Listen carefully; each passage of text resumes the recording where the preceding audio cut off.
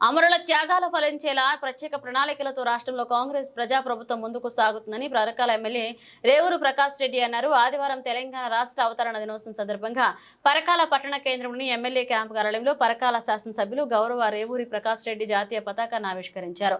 ఈ సందర్భంగా తెలంగాణ ఉద్యమం నినాదానికి సార్థకత ఉంటుందని సకల జనుల సంబరపడుతున్నారని, ఇదే దిశగా రాష్ట్ర ముఖ్యమంత్రి రేవంత్ రెడ్డి నాయకత్వంలో రాష్ట్రంలో కాంగ్రెస్ ప్రభుత్వం ప్రధానంగా నిరుద్యోగ సమస్యలు పరిష్కరించేందుకు ముందస్తు ప్రణాళికలతో ముందుకు సాగుతుందన్నారు.